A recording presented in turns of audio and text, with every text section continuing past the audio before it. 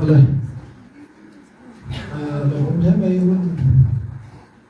ba ngày ba khắp cũng trả lắm miễn xiêm sa cái thiên phật anh luôn đấy mà cái điều luôn làm chút ủa là xin là cái phật na khan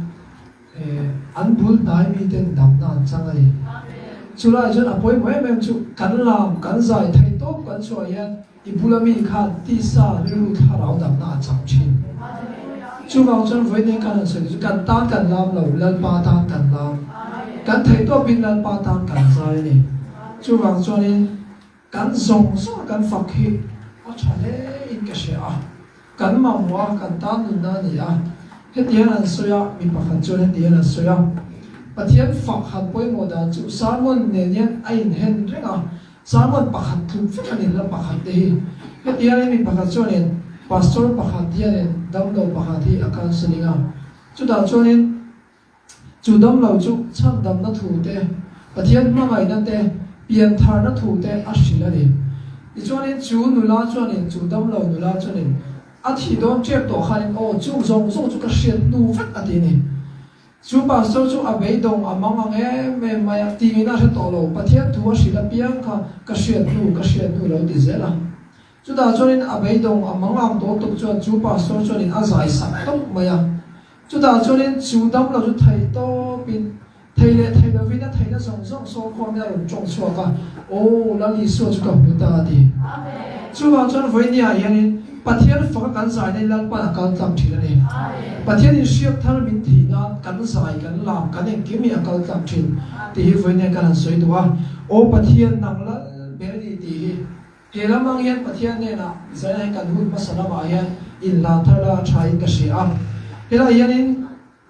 chang ni na he kan mu a nangma imu hil ngai lo ve keima ni min ve thin ril ru that tak min sia mang che lalpa i suwa wangin na ti volen kan pathian chon min tha tham ngai lo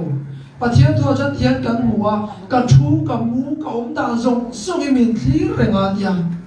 anh ngày tua rèn chơi đi chú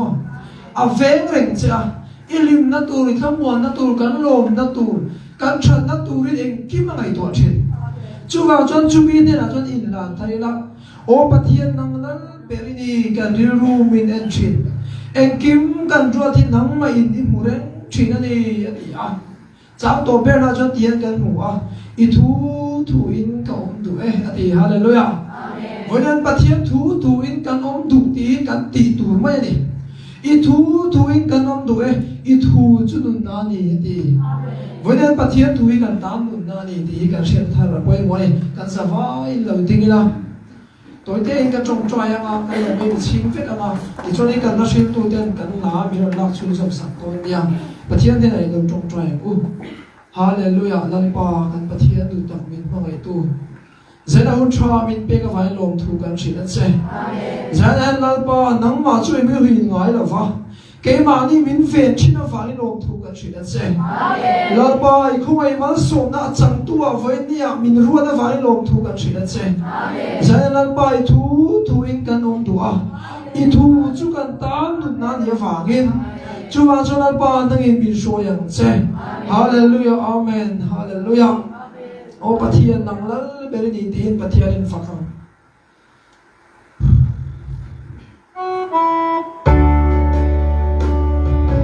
zawai mai chi chu kan pathian ni nei la ni